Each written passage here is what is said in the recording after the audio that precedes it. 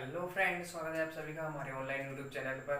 आज हम बात करने वाले हैं 2017 के यूनिट सेकंड के पेपर के क्वेश्चन की। ठीक है, तो यूनिट सेकंड के क्वेश्चन को हम डिस्कस करने वाले हैं और बहुत शानदार क्वेश्चन है। पूरी डिफरेंशियल कैलकुलस की बुक ही सिंपल है, कुछ भी नहीं है। 2-4 बार प्रैक्टिस करोगे 50 में से 50 ला सकते हो, गारंटेड है 50 में से 50 ला सकते हो। जिनमें से भी आपको 50 में से 50 5 साल के प्रश्न दिलवा सकते हैं। मैक्सिमम पॉसिबिलिटी 90% पॉसिबिलिटी 5 साल के प्रीवियस क्वेश्चनों में से बनती है।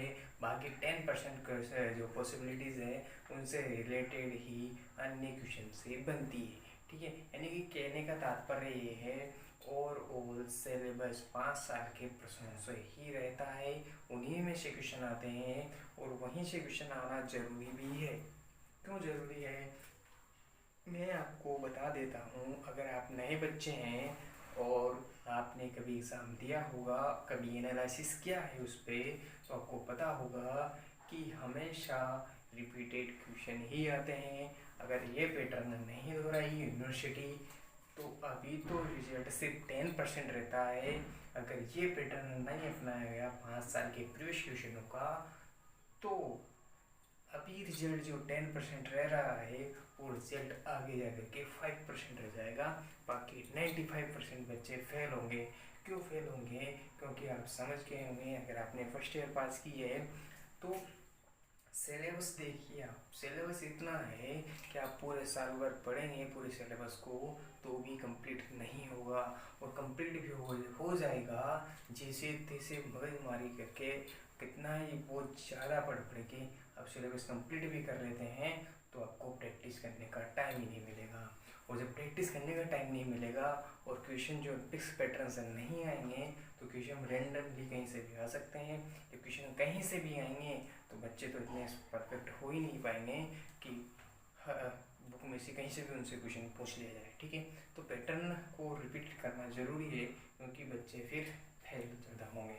अभी भी 5 साल के पैटर्न रिपीट किया जाता है फिर भी क्योंकि बच्चे फेल होते हैं। आप देख रहे होंगे अपने आसपास कि बीएससी पास करना कितना मुश्किल है। ठीक है, तो जिन बच्चों को ये पता नहीं है कि भाई साहब 5 क्वेश्चन अगर आप कर लेंगे पिछले 5 सालों के तो आपके यूनिट कंप्लीट हो जाएगी, उनको ये पता ही नहीं रहता है। ठीक है,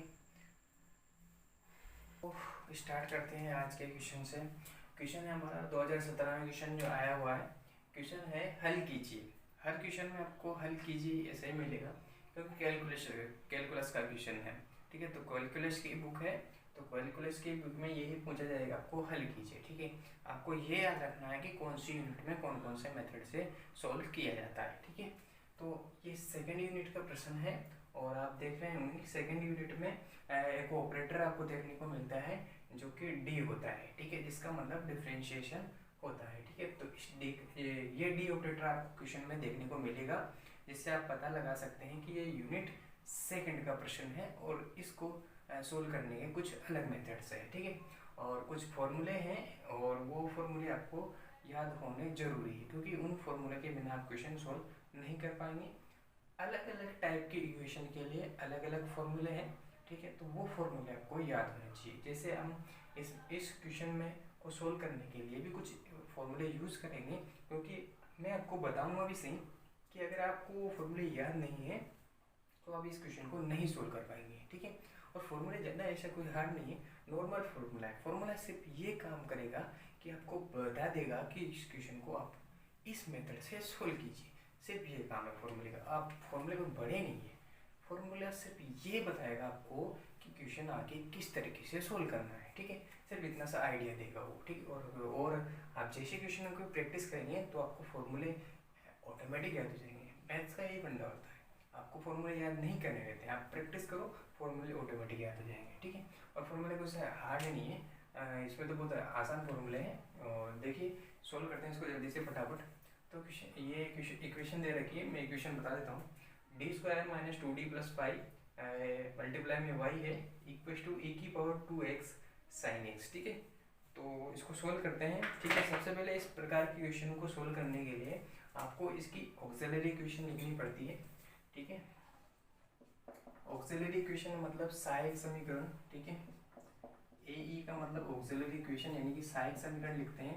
सहायक समीकरण क्या होती है, F of M equal to 0, ठीक है, यानी कि डी की जगह आप एम रखिए और इक्वल टू में 0 तो रखते हैं। डी की जगह जैसे मैं एम रखूंगा तो ये हो जाएगा M square minus 2m plus 5 equal to 0, और जैसे इसको मैं सोल्व करूंगा तो इसके फैक्टर्स तो हो नहीं सकते, तो श्रीधर आचार्य मेथड से जैसे मैं इसको सोल्व करूंगा तो एम इक्वल टू हो जाएगा ये 2 plus minus, so this is the plus minus, so and iota 4, ठीक है, अपॉन 2, ओके।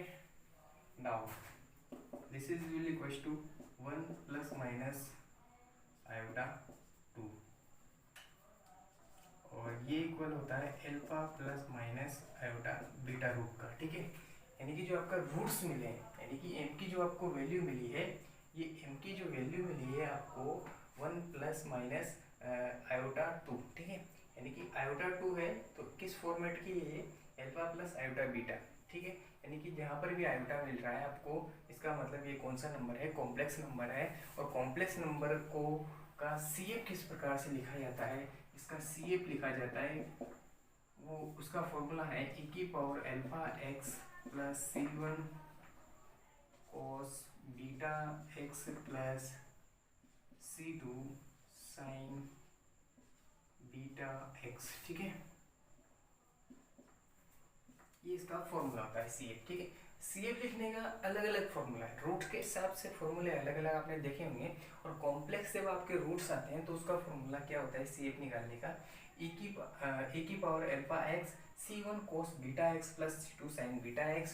तो यहाँ पर वैल्यू रख देता हूँ मैं, तो अल्फा की वैल्यू क्या हो जाएगी, अब यहाँ से कंपेयर कीजिए, अल्फा की वैल्यू क्या है 1 और बीटा की वैल्यू कितनी है 2, ठीक है।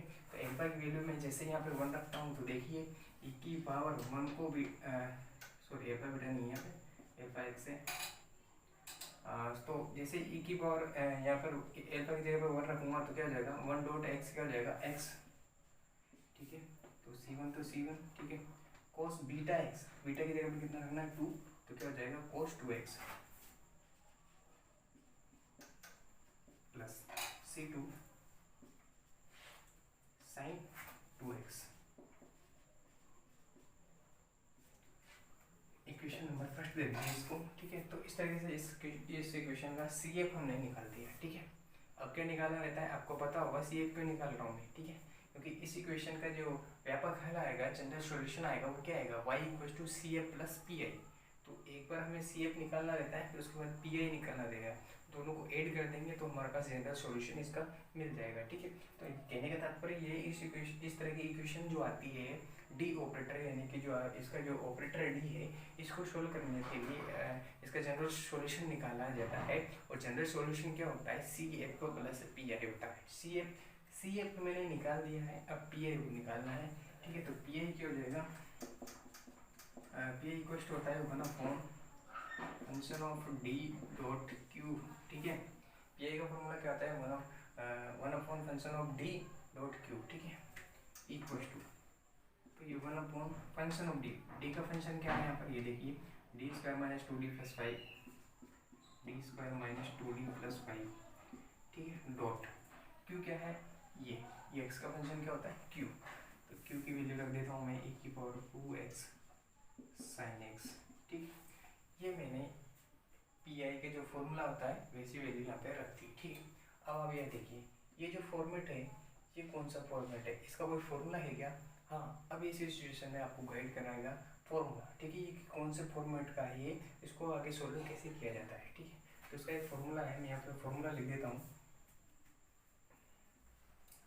जब भी इस तरीके का फॉर्मेट आपको मिल जाए, 1/, फंक्शन ऑफ डी e की power A X dot V बराबर ये होता है e की power A X dot 1/, function of D plus A dot V, ठीक है। ध्यान से देखिए फॉर्मूला, जब भी e की power A X dot V आ जाए, ठीक है, 1/, फंक्शन डी तो रहेगा इसे हर क्वेश्चन में, ठीक है, क्योंकि पी आई निकालने में ही ये फॉर्मूला काम आता है, ठीक है, पर्टिकुलर पी आई का ये फॉर्मूला है, ठीक है। तो पी आई जब भी निकालेंगे तो 1/FD तो आपको मिलेगा इसे, क्योंकि ये फॉर्मूला है। दिक्कत क्यू में आती है, ठीक है।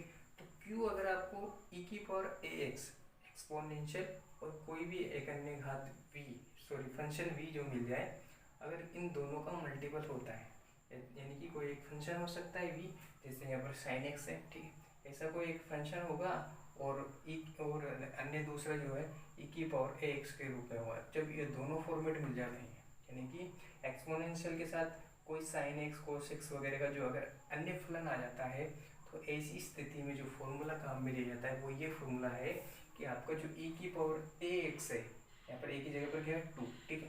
तो e⁴ax को इस ऑपरेटर से बाहर निकाल कर एक तरफ रखा जा सकता है, जैसे मैंने यहाँ पर निकाल लिया इसको बाहर e⁴ax को, तो इधर क्या बच गया 1/fd + a डॉट v, यानी कि v ही उधर रहेगा, e⁴ax इधर आ जाएगा। लेकिन कंडीशन क्या रहेगी कि जैसे ही e⁴ax इधर आएगा तो d की जगह पर क्या हो जाएगा d + a हो जाएगा। d + a क्या है, यहाँ पर a क्या है, जो x का जो गुणांक है वो a है, ठीक है। और x कहाँ के x की बात कर रहा हूँ मैं, एक्सपोनेंशियल की पावर का x, ठीक है। उसका कोफिशिएंट a जो है d के साथ जुड़ जाता है, ठीक है। तो यहाँ पे x का कोफिशिएंट क्या है 2, ये 2d के साथ जुड़ेगा, ठीक है। तब जाकर के e⁴2x का आ जाएगा, बाहर आ जाएगा, ठीक है। तो मैं यहाँ पे इस फॉर्मूले का यूज कर रहा हूँ, तो देखिए क्या हो जाएगा कि e⁴2x जैसे मैंने बाहर लिया डॉट, तो ये क्या हो जाएगा d की जगह पर क्या हो जाएगा d + 2 हो जाएगा। ये d, इस d की जगह पे मैंने रखा d + 2 और स्क्वायर से स्क्वायर किया -2।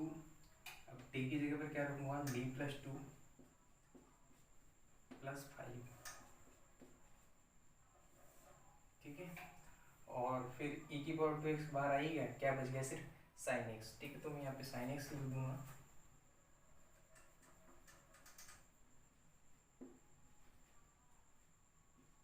ये sin x, ठीक है। चलिए अब यहाँ देखिए e⁴2x, इसका तो कुछ करना ही नहीं है, इसका तो खेल ही खत्म हो चुका है।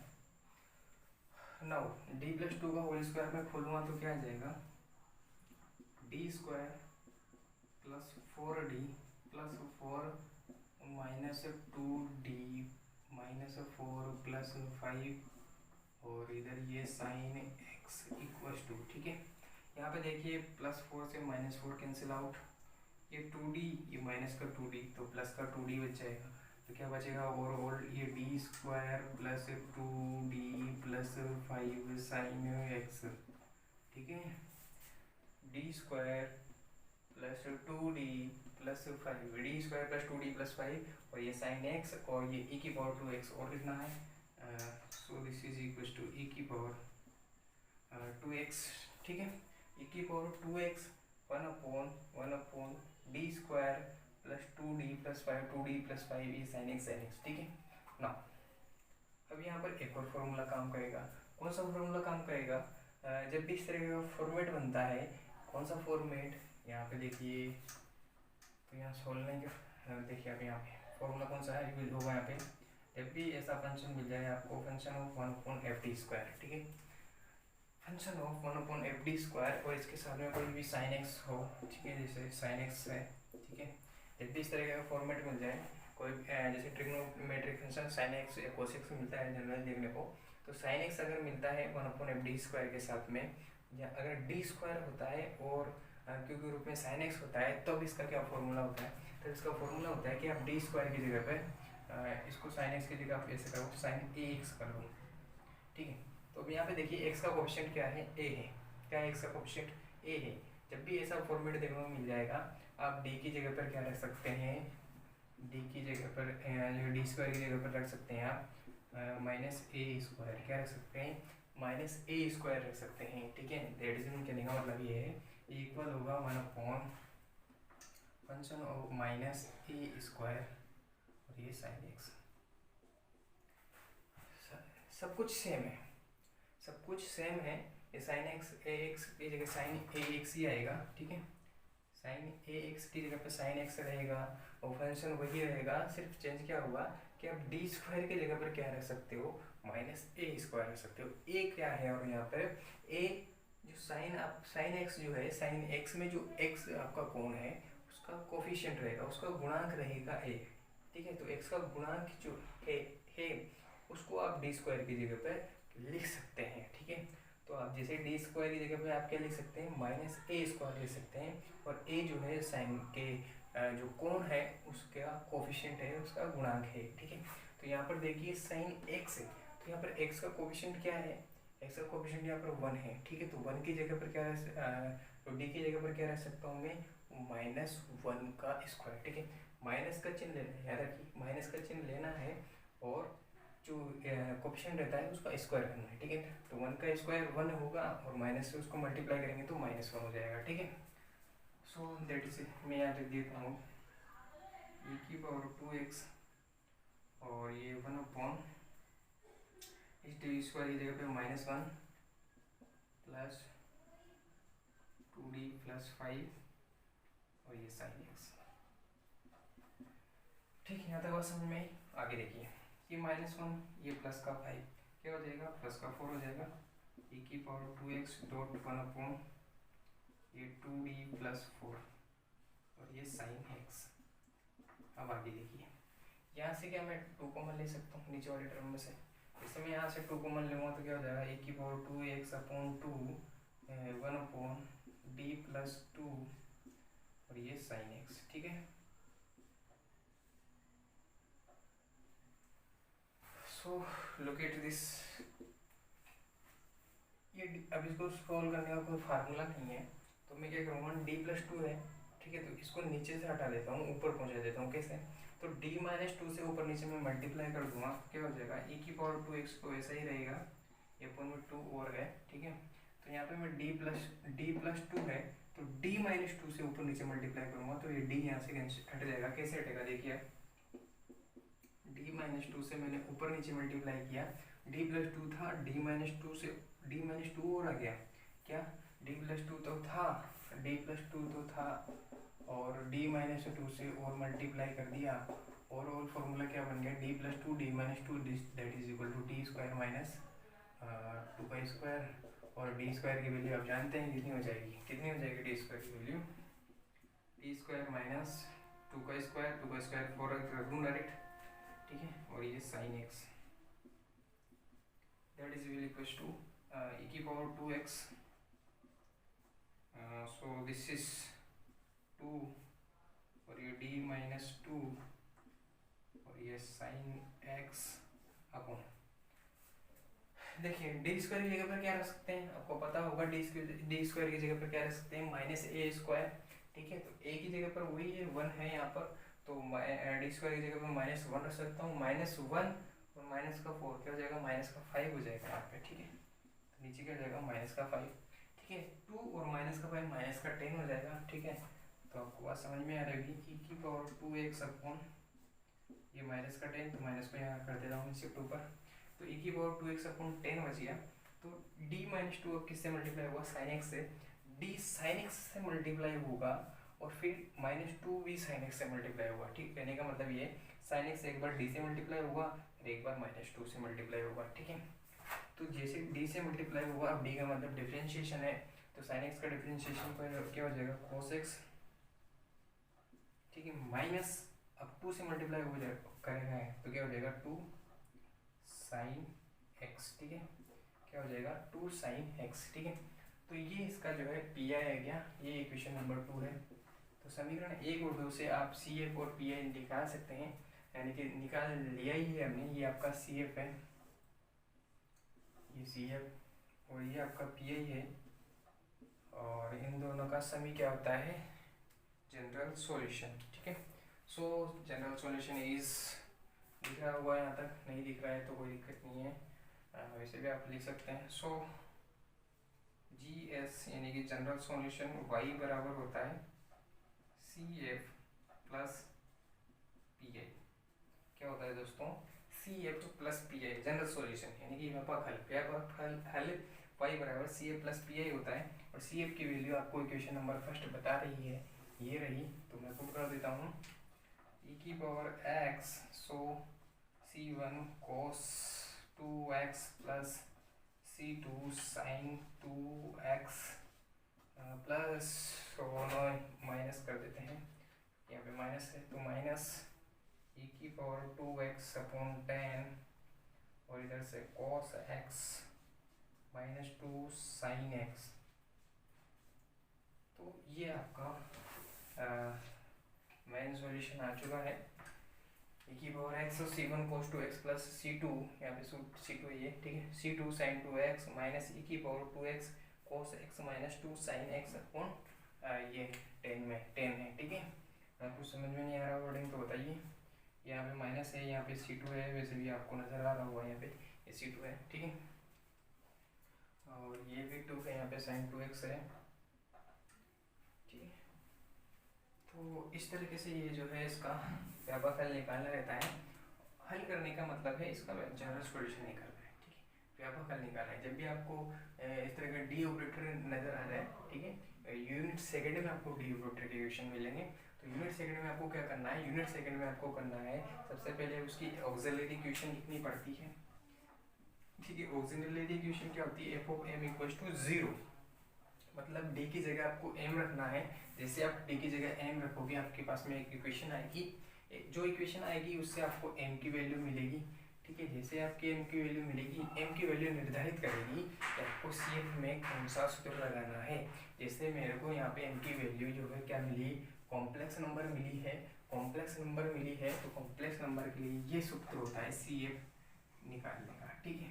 और भी आपने सूत्र देखे होंगे ठीक है। तो जनरली जो कॉम्प्लेक्स नंबर निकालने का जो कॉम्प्लेक्स नंबर जो रूट्स आते हैं तो उसके लिए सी एफ निकालने का फॉर्मूला ये होता है।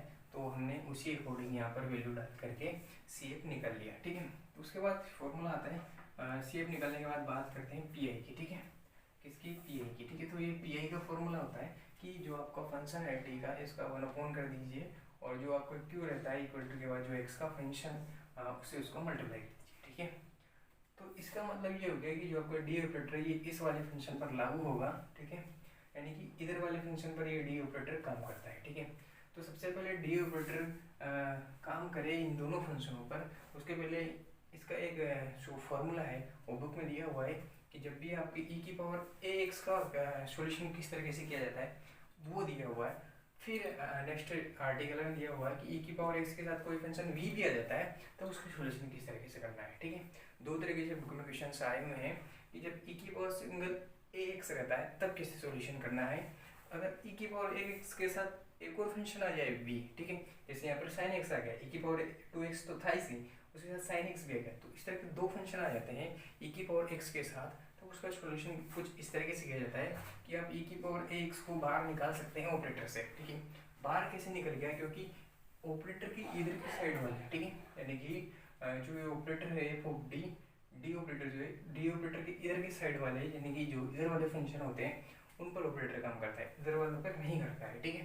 तो e की पावर x जो है ऑपरेटर से बाहर आ जाएगा ठीक, कब आएगा, लेकिन इसकी कंडीशन है कि आप d की जगह पर क्या रख देंगे, जो ऑपरेटर जिस e को आप बाहर निकाल रहे हो उसके पावर में जो x की कोफिशिएंट रहता है, उसका जो गुणांक रहता है x का, वो d के साथ जुड़ जाता है ठीक है। जैसे सपोज दैट जनरली बात करते हैं a है, e की पावर x में क्या है, a कोफिशिएंट है x का, तो d प्लस a हो जाएगा ठीक है।